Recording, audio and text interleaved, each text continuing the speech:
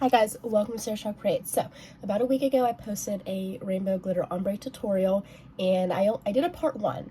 I didn't want to show the decal portion of that yet because the decals and vinyl were a part of me and Gracefully Created's May bundle that releases on Monday. So here's going to be part 2. If you are following along, I will link the first video below. We did a rainbow ombre. And all I did was I sealed in my glitter with a clear spray paint so the glitter doesn't move. I'll link that below. And I epoxied it twice until smooth. So I'm going to show you how I applied these decals. Now I understand this might not be much of a tutorial because this design is really simple, but you know, there are newer tumbler makers out there that might need the inspiration or want to see how I use these decals from the bundle. So I'm going to go ahead and post my very short decal and vinyl application here, and if you have any questions, let me know. I'm going to link all of the details of the collab, all the glitters and everything I used below, and if you have any questions, let me know. Thanks guys. Alright guys, so since my cup is epoxy and smooth, let's lay our decal down. I wanted to do that first so I can kind of decide how thick I need to cut my vinyl striping. So this is a white cast decal, so it has a white background behind all the words and elements, so it shows up super well. And you just peel it and place it, make sure there's no air bubbles and that it is laying nice and flat. The next thing I'm going to do is cut my popsicle vinyl. I cut these about 1.5 inches thick, and I did cut 3 because I was unsure if I was going to use 2 or 3, but I did only use 2. So this was a 12-inch by 12-inch vinyl, and I just cut it with my paper cutter so that I didn't have to take out my Cricut. Now I'm going to start placing it on my tumbler. I placed the first one, I would say about 1/3 of an inch down from my rim. I wanted some of that purple glitter to show, so I didn't want to cover it up completely. And I placed that down, and I'm really it's easy to line it up, so I didn't have to fix it, but this vinyl is very forgiving, so if you feel like it wasn't straight or you didn't line it up good enough the first time, it'll be fine.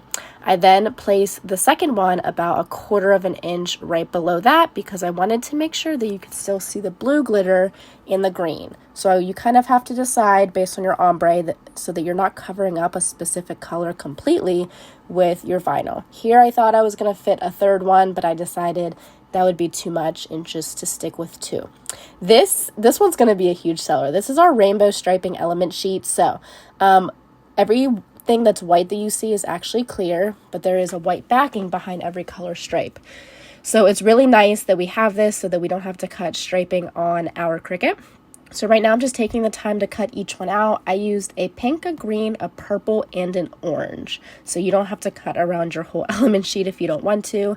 I actually used the rest of that piece to the left on another tumbler. So I just cut out the colors that I needed. Here I am cutting out the yellow so that I can get to the orange, but I decided I didn't want to use yellow because I only needed 4 of these striping pieces to cover up where the vinyl meets the glitter, okay? So the next part I kind of had to decide. I was using my brain a little bit. I didn't want to put the purple vinyl right where the purple glitter was. You know, I kind of wanted to mix match it. So I started with my pink vinyl, and I like to line it up right in between my vinyl and my glitter, and I just do it straight around, and it will overlap because these are about 11.5 inches long, and you can just trim that with your X-Acto knife. The orange one I decided to put on the top because I wanted these colors to kind of all contrast each other, so I thought the orange would look really pretty against the purple as the pink looked really pretty against the green. I do try and make my vinyl stripings meet in the back of the tumbler on the opposite side of the decal. So I did think I was going to use the yellow, but I was like, no, I don't like this, so I actually end up peeling that off and saying no. So I grabbed my green instead. And this one I am placing more over the vinyl because I didn't want to cover up too much of the blue. And it was really easy to follow the lines of my vinyl already, so I knew that it would be straight. And our last color that we used was purple. I didn't use the blue because there was blue glitter there and I didn't want it to contrast. honestly, that's it. All I did after this was I epoxied it one more time, and it had a nice and smooth finish. So if you have any questions, let me know. This was more of a really fast, simple vinyl and decal application tutorial, but if you need videos on how to epoxy, there's so many creators on this app that have videos on how to do so.